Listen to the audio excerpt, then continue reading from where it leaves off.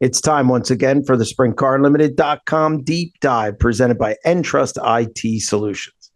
On this week's show, we catch up with high limit race director Mike Hess, who discusses getting fired by the World of Outlaws, everything high limit, his approach to race directing, and much more. Before we get to Mike, don't forget to check out EnTrust IT Solutions, a full-service technology company serving York, Pennsylvania, and the surrounding areas. The staff at EnTrust takes a personalized approach to technology. See why customers are choosing EnTrust IT Solutions as their technology partner by scheduling a free consultation at www.entrust-msp.com or calling 717-292-8868. Hey, Mike, how are you doing? And again, thank you for joining the show. I'm good, Jeremy. Just enjoying it's about a 60-degree day here in Florida. Look, keep it just like that for when I get down there. I don't want an 85. I don't want 90. A nice 65. I'm good. Looks like the weather for the next 2 weeks is right around 65 to 75 every day. That's good. That's good. And we're both doing the same thing. We're both deciding what we want to have for dinner tonight while we're doing the show. Yes, for sure. So, well, hey, again, I appreciate you being on. And I want to kind of talk to you about kind of how you got to this position you are now. I'm going to ask you probably a couple tough ones here and there about Outlaws versus High Limit, how that transition happened. But first and foremost, where did you come from? I mean, when did you get in? I mean, obviously your mom and dad, but when did you get into racing? How did you get involved in racing? Because obviously it all started there. Oh, geez, I've been around racing my whole life. My dad owned a sprint car way back when, raced at Shaheen Speedway in Springfield, Illinois. He didn't drive. He always had somebody else drive. And just went and spent my Sunday nights there in the grandstands and slept through the features so I could go visit everybody in the pits after.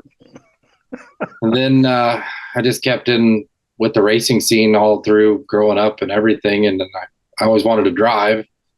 And then finally, when I was, about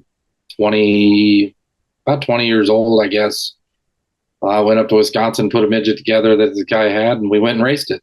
And then after that, just raced midgets mainly for 20 years and dabbled in non-wing and wing sprint cars, and always wanted to be in racing. I thought after I got done driving, I just never thought it would be in this capacity.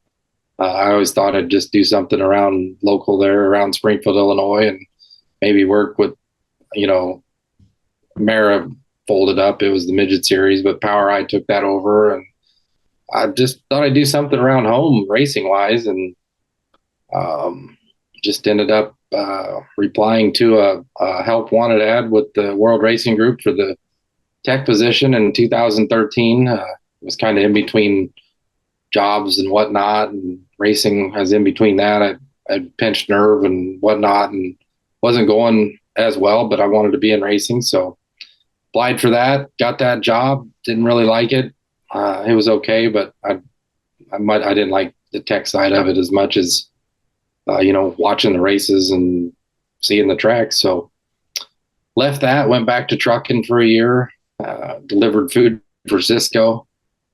Probably got in the best shape of my life in that year. And then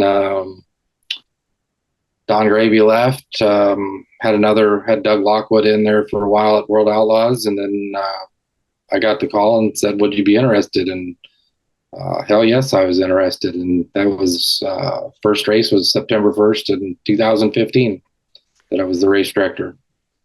So you go from driver to tech guy to race director. There was no in between. You weren't a corner man. You weren't positioned somewhere else around the track or anything like that. That's kind of a big move.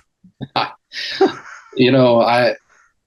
guess it just fit because the very first night, September 1st, I was Skagit, and I flew out to Washington and showed up and took all the notes and made a driver's meeting and did that and went to the tower and ran the race. And there was no teaching or book to look after or anything. I just went and did it, and that's how it's been since. Just went with it. I guess it just fit well. How nervous were you that first time out? I wasn't that bad. I think nerve wise, I was never very nervous as a racer. I was always pretty calm and didn't let my nerves get to me. So it kind of carried over to the tower.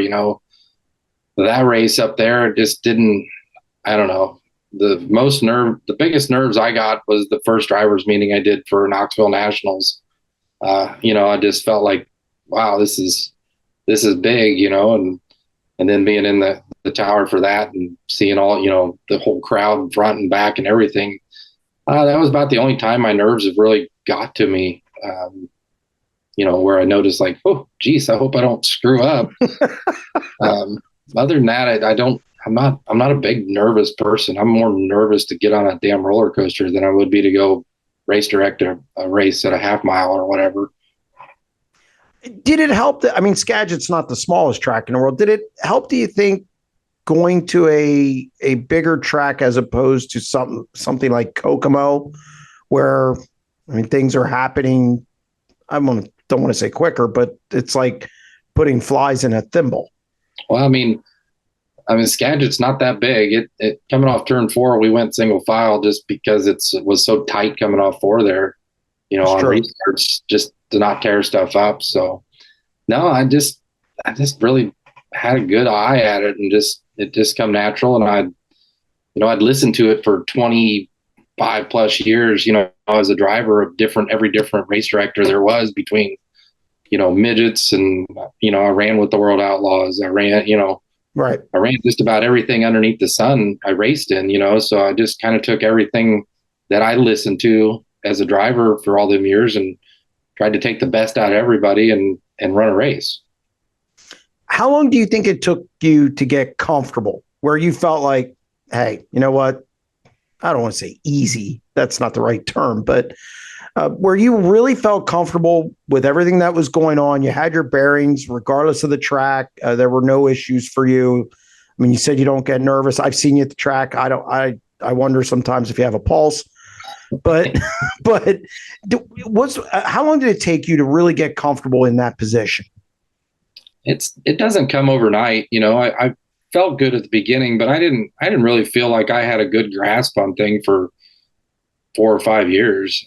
And even then, every night you still learn, you might learn something every night. It's never, I never say never in that position, because you could say, oh, that's never going to happen. Well, and sure as shit, next week it's going to happen.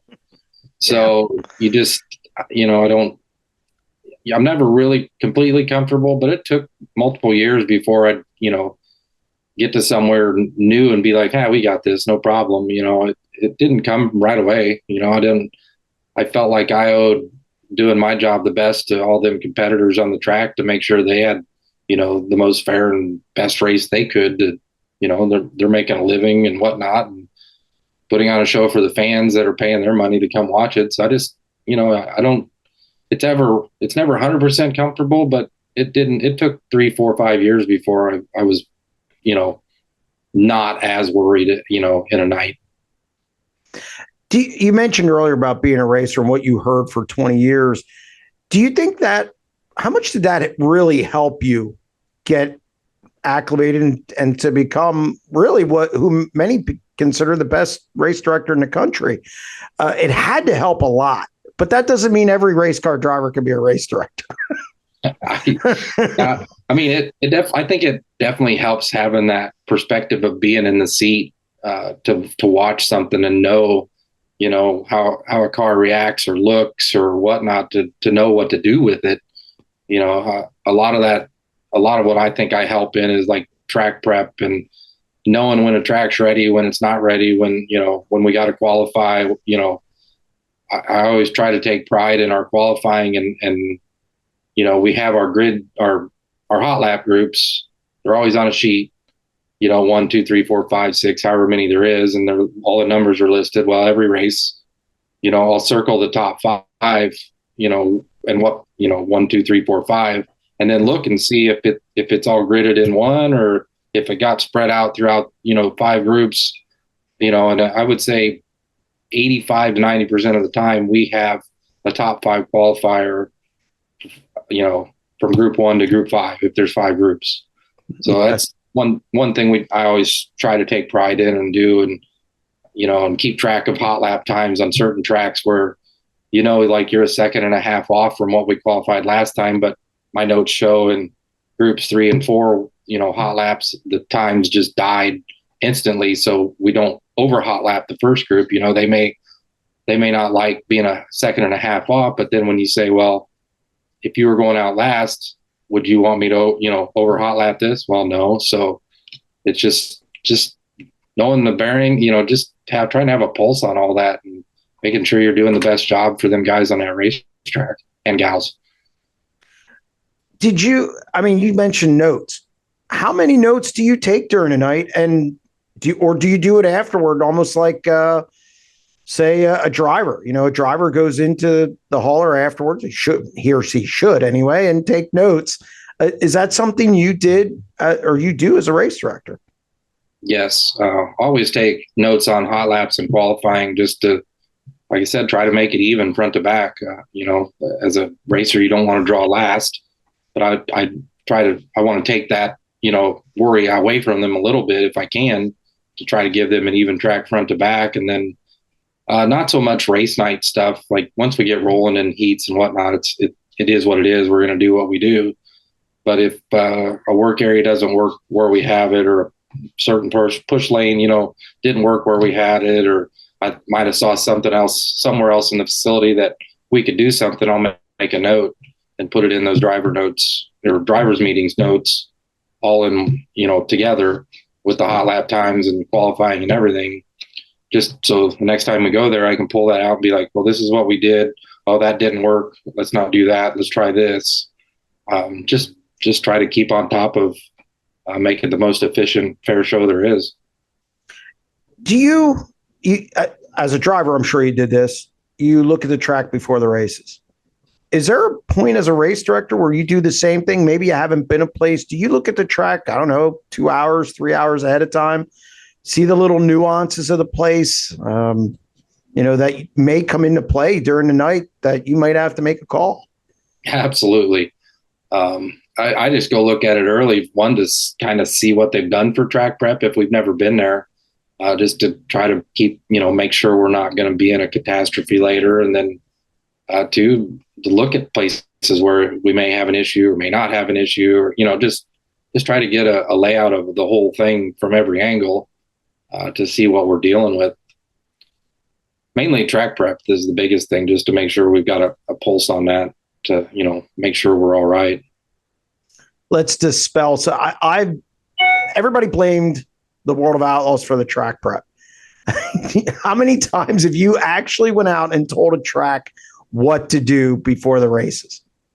I could probably count it on 2 hands in 8 years. I mean, there's some places where we did like have to go and be like, park the water truck, or we're just going to put something in front of it so you can't move. You got enough water, but I never really tried to get involved. I wasn't going to, if I didn't know the place, I wouldn't tell them how to prep their track.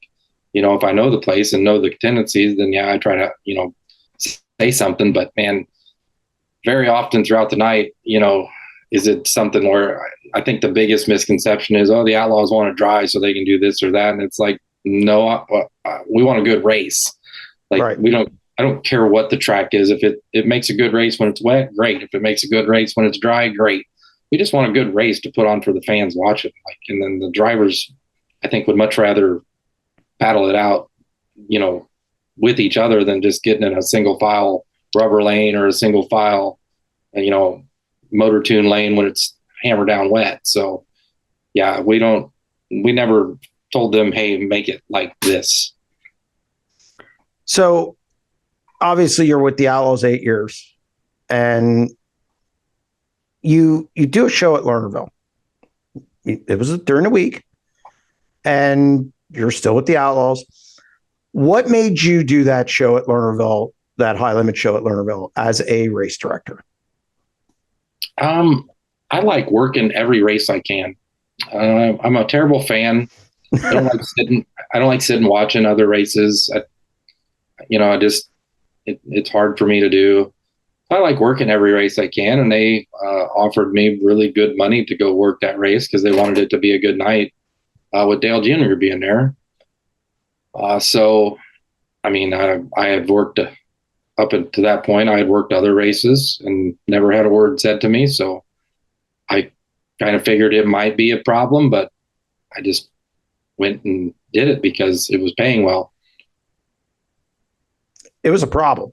And were you? I mean, if nobody makes a big deal out of it, nobody knows I'm there. Really, I mean that's right. That's my job 95% of the time. If I do my job right, nobody knows who I am, which is fine by me. So I felt like they made a bigger deal out of it than what it needed to be. Was obviously we know what happened. The World Racing Group and you guys parted ways. Were you surprised by parted ways? That nice term for getting fired? Well, hey, I'm going to let you say it. But yeah, no, I got fired. I didn't part ways. Well, okay, so they fire you. Were you surprised? I went into the night. They knew that High Limit had interest in me, and I told them that I had an offer, and they said, "Well, let us know, and maybe we can counter." And I said, "I don't play that game. You give me what you think I'm worth, and I'll make a decision." And I'd never heard anything, so I went into the night thinking it'd be one or two outcomes. That one, they'd be like, "Hey, we want you to stay. Here's an offer, blah blah blah blah blah," or I'd get fired. And well, we know what the outcome was. Does it bother you a little bit after 8 years? I mean, I didn't know you were a tech guy, so I actually learned something here. But after the 8 years of race directing, countless races, did it bother you? It bothered me because I felt like I let the racers down that year or last year. I felt like at the end of the year. Yeah, I didn't finish their year out for them, and they're used to me, blah blah blah. So I just felt like I let those guys down, not being there. Yeah, it's a little disappointing to put in that much time and to not be cared about as much, I guess you should say. So now you're at High Limit, and what exactly is your job? Sure. What do you want to be? I mean, Sure. A lot of people don't understand. Like, they think Brad and Kyle are in it for all this money, but man, there's one thing about the team they've assembled between Brad, Kyle, myself, Kendra, Brian Walker. At that point in time, there's 5 of us doing that, and then Josh Peterman, Kyle's business manager. Like, they did every bit of it. Like, anything you can think of, one of us had to do it at that point. And people don't, like, we're all passionate. We love racing. We just want to put on good racing and do the best we can for the sport. And like Brad, I don't know how, I guess that's why he's a 5-time outlaw champ, and I was a little better than average, because he went out and won his 5th outlaw championship while putting together this series and booking races and doing everything for the series, and then would go get in a car and go race and won a championship. So that tenacity, it was hard to say no, because I don't feel like there's an option of failure. I don't feel like, there's any option to fail. Like, there's only option to go forward, and we'll figure out how to do it. And obviously there's a big rhetoric with fans, certain fans or a group of fans. Oh, this is Kyle and Brad's series that, they're going to get calls, whatever. Shouldn't okay. No, wait, no, I'm getting there. They shouldn't run their own series. And look, honestly, I'm not a fan of a driver running his own series. However, once they hired you, I've seen you in the booth. I have that luxury of hearing you do a race. I think anybody who has a receiver, they hear you do a race, which we'll get to more of that later. But your job, really, according to Brad, talking to Brad, is anything race day, it's yours. And they're pretty much just competitors at that point. Yeah, I mean, I think that'll be tough to draw that line in the first year or two, just because, Brad is the biggest face, and he's not the biggest face. He's the biggest voice. Kyle's the face, obviously. Yeah. So even now today, there was people that called him on rule book stuff, and he says, I'm just going to have to tell him to call you. And it's like, yeah, that you are. So yeah, I mean, race day, anything race related with high limit is in my department. So, and then obviously I'm still going to race direct. So it's a little more on my plate, but I felt like I was ready to take that step anywhere else, and I wasn't offered. So yeah, race day will be a different look for me, and probably a little more work. But I raced, and I loved racing, and I loved trying to win. So I take that approach to race days in this position. Like, I go in and I just try to do the best I can and make it work for everybody. So there's no problem putting back Kyle or Brad on a bad start. Brad knows that. I've already called him. Actually, I've called them both back. I called Kyle back at Attica last year or the year before. And Brad's such a smart racer that he knows my limits, and he doesn't test them because he knows I won't even bat an eye to put them back. And I think that's part of the reason why they hired me, because they know doesn't matter if it's them or whoever else, I'm going to call it the way I see it, and that's it. And if it's wrong in somebody's eyes, well, so be it. But we can talk about it and we can agree to disagree, but you're going to know why I did it, and that's it. Yeah, you're something that you do, and I've actually talked to you about this just on the phone, is you'll go on social media and explain yourself. You'll also say, hey, I got something wrong. That's odd. And what made you kind of take that initiative throughout the years? I read social media, and obviously there's people you're never going to get through to and whatnot, but I just try to dispel the rumors of this or that. And I'll just say, hey, it wasn't the Outlaws' call. I don't get paid extra money for this or that. That was my call. I called it because of this. And if you don't, and that's it. Like, I don't have a reason to, I just called it the way I saw it, the way I felt I saw it. And there are times I'd go back and look at the video and went, oh, shit. And I'll call up that driver and be like, hey, yep, I screwed you. Or that night I'll walk over to him and be like, yep, I screwed up. But I think that's the biggest way to gain respect, is to show your humility and say, hey, I did screw up. I did it. I learned from it. I'll try not to do it again. So if you're trying to argue, it's hard to say, keep arguing. If somebody says, I screwed up, I don't want to do it again. What did you see? Why, just try to get the whole thing. But yeah, I just try to be outspoken about that stuff, because I don't think a lot of other people are or have been. Now, you mentioned the rule book. It's come out. How Yes. much of a role did you play in putting this rule book together? The rule book was there from the All-Stars, so we just kind of went through it the best. You can only read something so many times before it just starts blurring together as one. So we just all went through it and kind of made our marks of what we wanted to change, or what we thought we should change, what we thought we should align, with the Outlaws on, between myself, Brad, and Kevin Nouse. We just all made our own marks. And then one day we had a call and hammered through the whole rule book, and out it came. People, fire suppression. I saw comments today, people, well, they're the Outlaws 2.0. Well, and this is where I come out on this. It's not like the Outlaws are the evil empire and everything was bad. No. If it was that bad, it wouldn't have been around for as long as it is. So, we can't get ourselves on an island in the rule book, or else, it punishes our competitors. If our rules are different, then they're going to go run these big races on different rules. All we're doing is putting our teams behind. So we kind of have to align together to make things the same. Obviously, there are some things that maybe we might want to change that they might not want to or whatnot. But so far, sides of the world, some parts of that have went pretty smooth.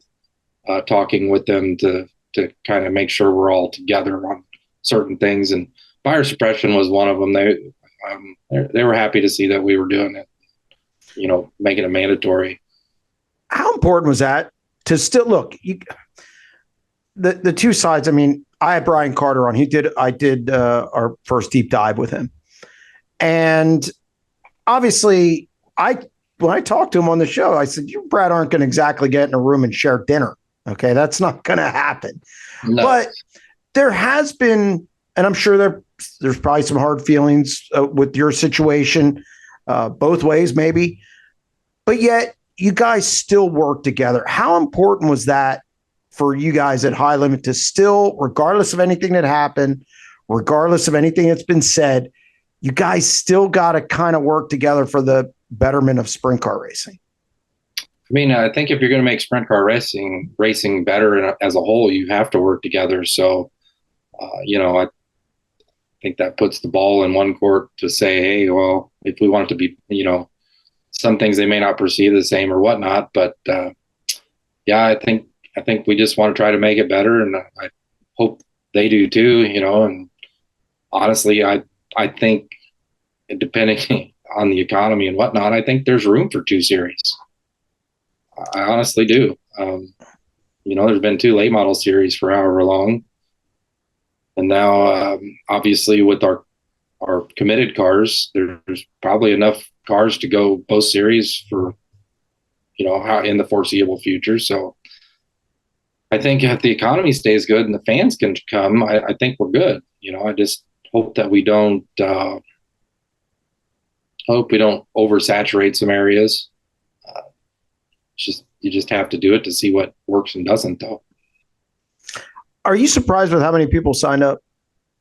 Yes. We were thinking 12 tops. So you're on the bonus. You're on the bonus plan. Yeah, there's definitely a bonus plan. I mean, I guess they like the package. I don't know. I mean, people want to say they're going to drop off in this or that. Well, I mean, maybe it happens, maybe it doesn't. Maybe they all finish, maybe they don't. But obviously, we've had 17 teams put their trust in what we're doing. So, I feel good about that. And, if the fans are worried about Kyle and Brad getting favors, the teams sure aren't showing it. Have you talked to any teams about that? I mean, because I've heard teams say, or they said it to me. Have you talked to teams and said, look, there's no favoritism here? Have you kind of reinforced that? I think I think the guys that have run with me know, they know that I'm an equal opportunity asshole. I don't care if it's the guy signing my check or not. Like, they hired me to do a job, and they get that. Like, if Kyle would have stopped on the front stretch and I was in race directing, there'd have been 2 things happen. He's going to the tail or I'm quitting, because he's not going to show me up like that, for one. And 2, he's going to the tail because he stopped. I think he learned his lesson. Yeah, I think so too. But I mean, like I said, I've called Kyle back in starts. At Eldora, when he got in that wreck and he rolled in the pit area, I said, you're DQ'd, which he wasn't going to run anyways. The rear end was broken half, which I did know, but I just wanted to make sure that my official on the ground knew that, hey, he's not coming back out. We don't roll on reds. And people, he defended me on that. He said, yeah, I probably did roll a little too far. So it is what it is. I think they know. And I think the teams that have run with us, or run with, in races I've been race director at in the last 8 years, know, like, he's just going to call it the way he sees it. And hopefully it's right. I listened to you, other than being in the booth. I listened to you last year at Eldora for the first time. I had a race Seaver in, and you don't say a lot. And I always go back to, sometimes, it's like a coach. Sometimes your best coaches, they don't need to yell, scream, talk all the time. It serves no purpose. Do you kind of look at race directing that way, that, you only talk when you have to? These guys are busy enough, or is that or is it just kind of something you took away from your driving days, that you thought maybe guys talk too much? I just try to give them the information I feel they need. And if that's perceived as not talking a lot, then so be it. I mean, I guarantee you there's some nights where my damn drive radio goes dead because I've talked so much, but maybe we had different circumstances. But, you know, I'm lucky as shit because I started doing this at the World Outlaws. Like, I didn't race direct at some local track and have to deal with what that entails. Okay. I got to start with the absolute best in the business. Like, the guys on the track are consummate professionals and good at what they do. So I don't have to scream and yell. They know, like, if I say, hey, you're behind this car, and they don't go, they know they have two options. It's get behind that car, or I'm done scoring you. You're done. It's not a yell at them. It's here's your choice. Make it up. I just don't see, I'm pretty straightforward to the point on the radio, as you've heard. Like, this is it. If you don't like it, I'm sorry. Come, see me later, but we got to go. What is the biggest thing? Because I've seen you shake your head at stuff. So, I've never done that. No. What is the biggest problem you deal with? It's kind of a two-parter. I'll get to the second part in a minute. What is the biggest problem you have to deal with from a driver standpoint? Most of the drivers, once you figure out most of the drivers are worried about the driver, it's pretty easy to take their advice and then kind of formulate my own deal. Mm-hmm. I mean, most every driver is out for them. They want what's best for them, which obviously they're probably making a living doing it. They have to, but I'll listen because they're in the seat. Maybe I didn't see it, but I'll definitely listen. And sometimes you have to go, well, I'm sorry, I can't do that. And sometimes they have very valid points that, we can change stuff. So I don't, the biggest problem, I don't really have much problems with drivers anymore. They know to just come talk to me, and I'll tell them why I did it. So how about from a track perspective? Track perspective is the hardest thing is coming in to a track that's done it that way for 40 years. So you go somewhere, we've always done it this way. Well, I'm not going to do it that way. I'm going to do it this way because I think it's better or faster or safer. I would say that's probably the hardest thing, to figure out how to deal with tracks and get them to, like, understand, like, hey, I'm not here to pick on you. I'm not here to pick on your locals. I'm just here to run a good race, and if it's different than the way you guys done it, just hear me out and, watch it. And if it doesn't work, I'll tell you, hey, that sucked. Let's not do that again. But if it worked, I mean, I feel like the best form of flattery is you go back somewhere and the way you did things, they're doing it now. So that's one of the hardest things. One of the hardest things going in early was going into Pennsylvania. Oh, no doubt. There's always that posse versus outlaw, thing going on, blah, blah, blah. Well, I'm going to be honest. I think that was in the official side too. I think there was a little bit of standoffishness between some officials and whatnot. And finally, after years, you break that down and be like, hey, I'm not a bad guy. I just got a job to do, and I don't do it like you like to do it. That doesn't mean I think you're dumb. Let's try something different, see if it works better. And I think you've seen that in the races you've been at in Pennsylvania that I've done. And, I've got to be good friends with most of them officials out there now. I got a lot of texts and messages when I was relieved that, man, sorry to see you go. We'll miss you out here, blah, blah, blah. So that's some of the hardest. I think that's the hard thing to deal with tracks. Don't worry, it's still there with the fans. I still think you're making calls for the. Oh, yeah, I know. You're not shaking that. That one's on your shoulders. Um, It does help though when like local guys that are absolutely legends there, like Lance yep. Deweese says, "Hey, like he's the best guy I've been under for years." Like he's fine. I think fans read that and it really confuses them. Like, well, wait a minute, I'm supposed to hate that guy. He makes calls against us. Yeah. So it helps. And like I said, I think just doing the right job and it all takes care of itself. Were you surprised? And you kind of mentioned some of the text messages you got, and I know you got a lot of social media love, so to speak, if there is such thing on social media. Were you surprised that you got that much, praise when you ended up at High Limit? I was blown away. It was a big deal to me because it's my life, blah, blah, blah. But to have so many people reach out and comment on it is like, holy moly. Like, yes, I do an okay job everywhere, I think I can't remember the exact amount of what it reached, but it was almost 100,000, impressions on Twitter. I was like, Jiminy Christmas, who cares that much about what the hell I'm doing, So it was very humbling, and it just makes me want to do the best job I can wherever I'm at. So I got to ask you, you and I went back and forth on the virtual flag. Yes, we have. And of course, I win the argument by saying they don't have Mike Hess in the tower. that's kind of my ace. So you definitely have to have somebody well tuned in the tower. What do you think of this thing?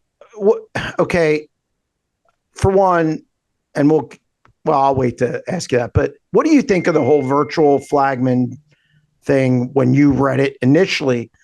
And do you think it's for everywhere? I wanted to have a virtual flagman on the series with us for 5 years. I've run into a lot of great flagmans. I've run into a lot of not great flagmans. I have a lot of guys that are friends that flag that do a great job, but in the end, it's still a communication to where it could break down or something happen. And so it always, to me, it was like, man, if I could just have this in the tower, so when I say it, it happens everywhere, I think it'd be easier. That being said, I don't think it's for everywhere. I think, like you said, you have to have a very competent person in the tower that pays attention, that has the vision of the whole track, that can see things happening before they happen, per se, to do it and be right. I don't know. Time will tell on how good it is. I don't think it's spread.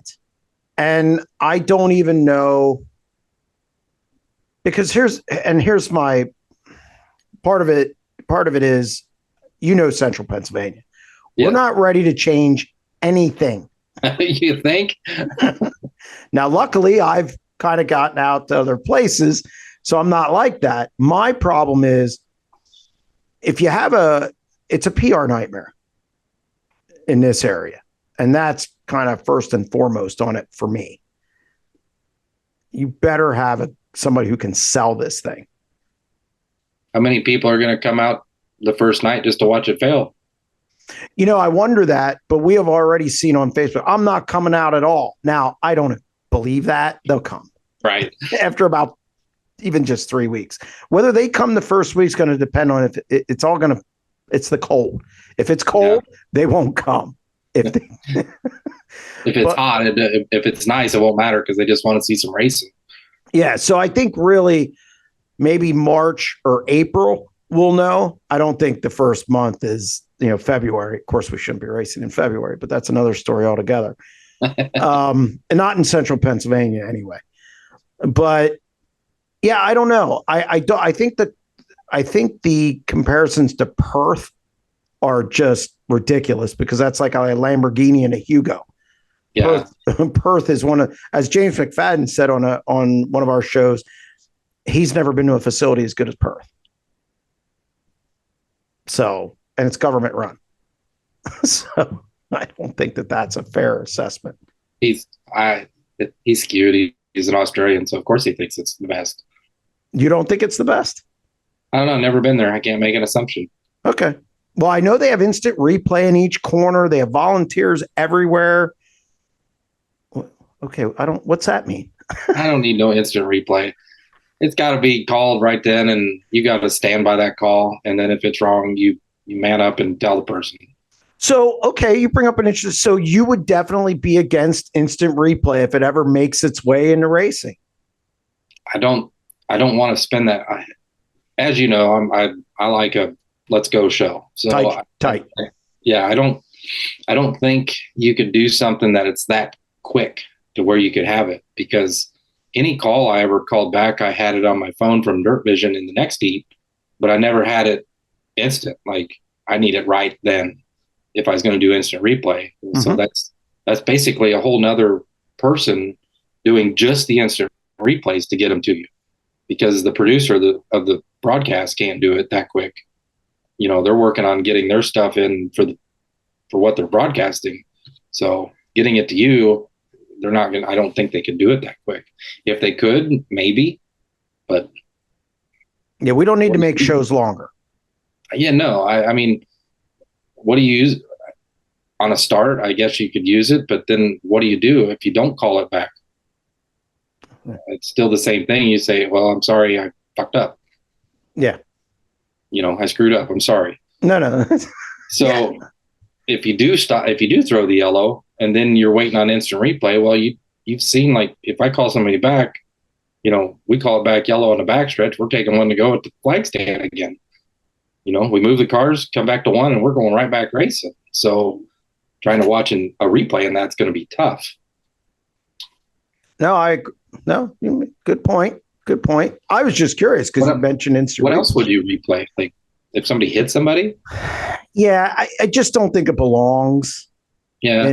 And dirt track racing, you know, because I've covered, you know, some other professional sports, and dirt track racing just, I don't mean this to disparage anybody or anything. It's not on that level. No, it doesn't need to be. No. And I don't think fans want that. I don't either. I mean, yeah, you read the occasional, man, that was done too quick, but I'd say 95% of the rest of the fans are like, man, I'm glad I got done early. We can go to the pits. We can go eat. We can go do what, you know, our night's not just done. I've never walked out of the stands and somebody said, yeah, it sucks I'm getting done at 10 o'clock tonight. Never heard that. Come to shows down south. Well, and that may be. Speaking of that, High Limit, they just released today about the pit deal. Yeah. Okay, after qualifying. I see some issues. I'm not against it.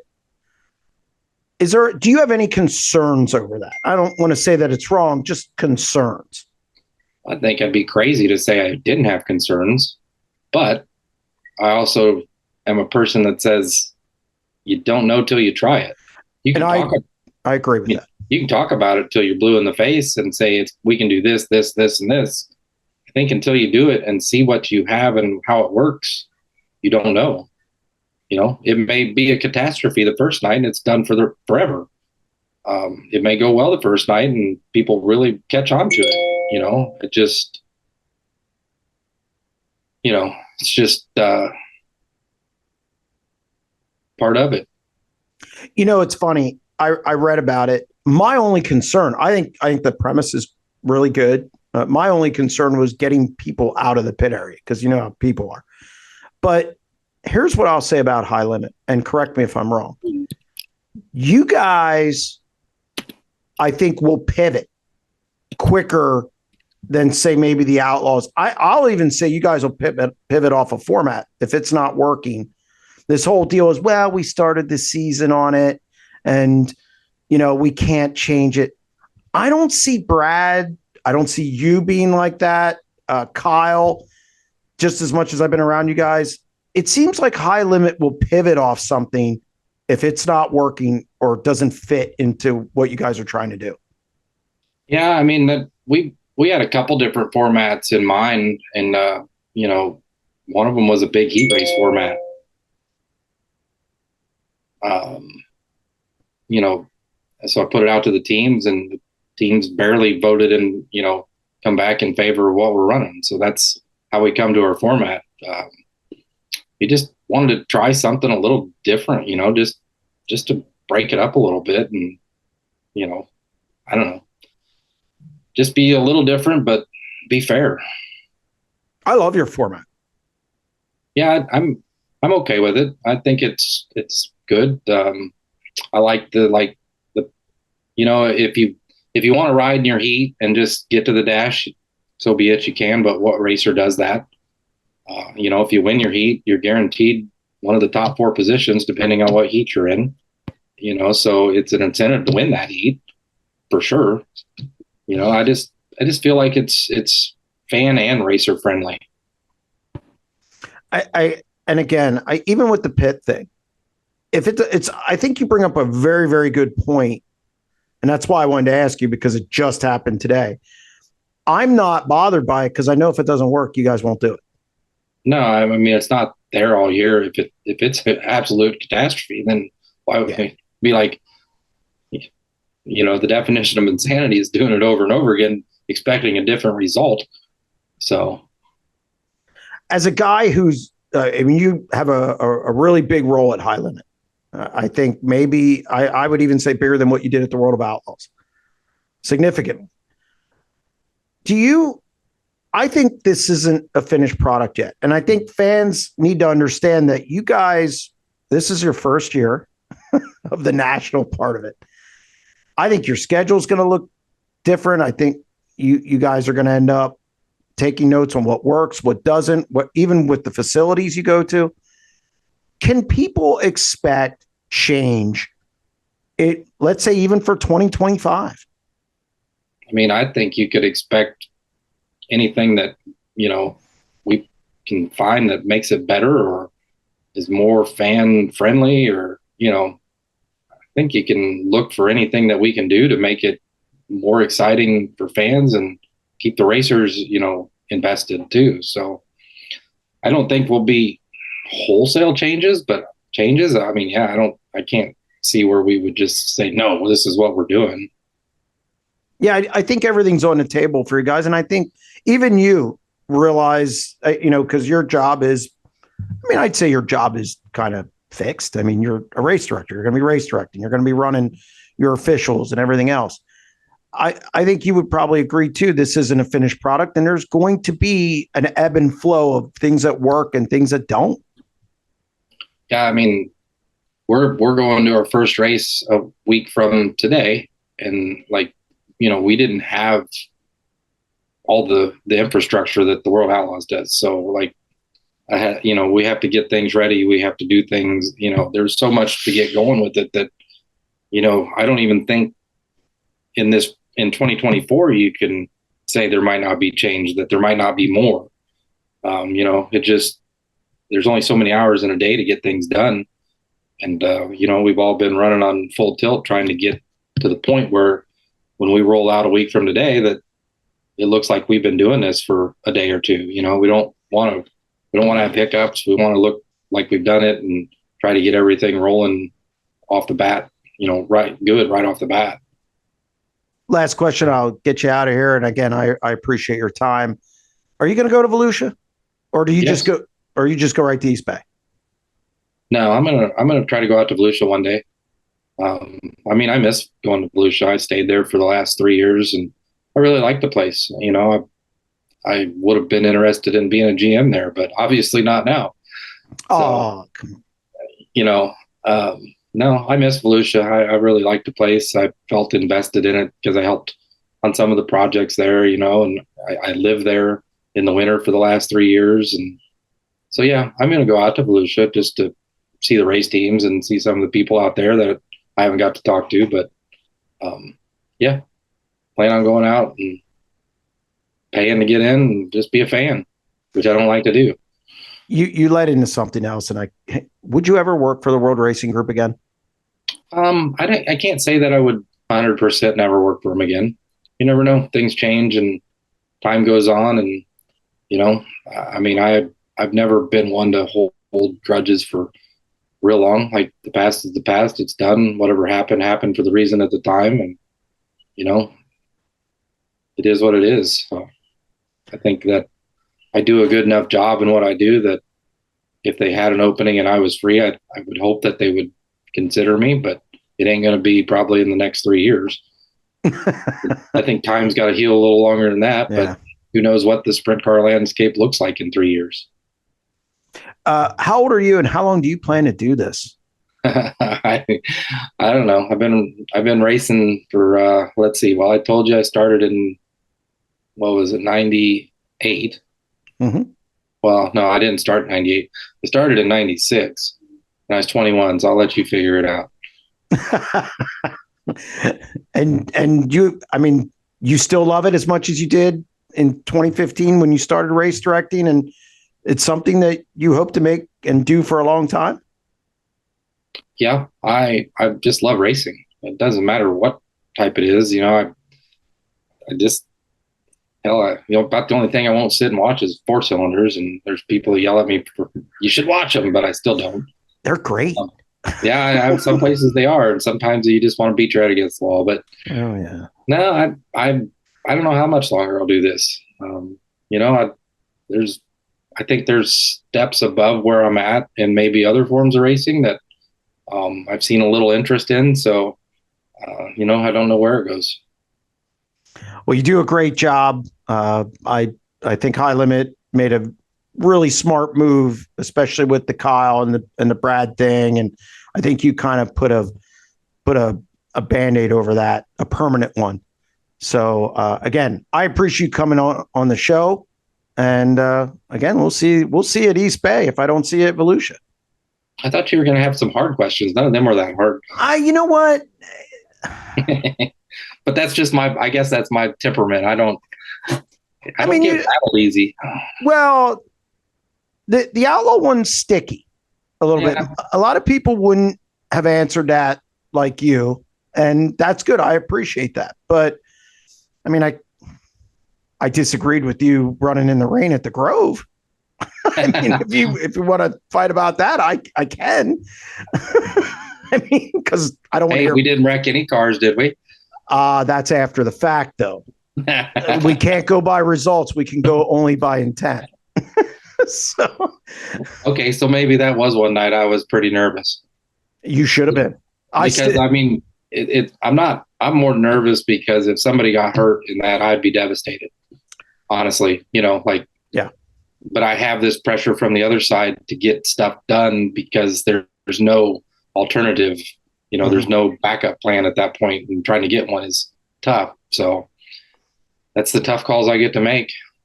Yeah. I mean, I'll be totally frank with you about it. My thing was the safety of it. And we were hearing safety. And that one was, I thought that was very sketchy because I was in the corner. If you listened in, I asked the drivers, and they said, what we were getting up in the tower, they didn't feel it down on the track. They didn't, the grip didn't go away or anything like that. So, I always tell all the drivers, it only takes one of you. You can be that guy. I don't care. If you're not comfortable with something, you stop and you tell me. We're done. Period. I don't care. I'm not going to make you, race in danger, or at risk more than you already are on a perfectly prepared track, in perfect circumstances. So, if the track's too slick, not ready, whatever, sun's in your eyes, you stop and you tell me. I've been there. It's not fun. I watched, Sun Prairie, I watched the driver get killed because the guy behind him, he flipped the guy behind him, sun in his eyes, didn't see him, ran into him. So, it just, anything like that, I'm usually, I won't give you huff or puff or wow. No, you tell me that, okay, we'll stop and wait, or we'll do something different. No, that's good. But I still disagree on that one. It's done. Yeah, I can't change it. I just hope I never see that one again. That one. I was with some friends down in turns 3 and 4. And they were like, now they were half in the bag. Right. so they didn't care. And I'm like, come on, guys, and they're colleagues. They write. So they weren't on the clock that night though. So yeah, that's just some of the things you got to do. Well, it's like you said, we can't change it now. Nope. For sure. But again, thank you for joining me. I appreciate it. And I look forward to coming down to Florida, catching up. Maybe I'll see you at Volusia. I'll definitely see you at East Bay. Yeah, I don't know. I think I might go out to Volusia Friday, but I'm not sure. Oh, I'll be there. I might go Wednesday when there's less people there. It's only 15 minutes down the road, so don't avoid people. I avoid people at all costs most of the time. Unfortunately, I try. It doesn't work very well. But again, Mike, I appreciate it. All right, Jeremy. Thank you. Thank you. All right, bye. That's going to wrap up this edition of the SprintCarUnlimited.com deep dive presented by EnTrust IT Solutions. Thanks again to Mike Hess for joining us. And also, don't forget to hit the subscribe button on our YouTube channel and check out www.sprintcarunlimited.com for our exclusive daily content. We'll be back next Thursday. Stay tuned.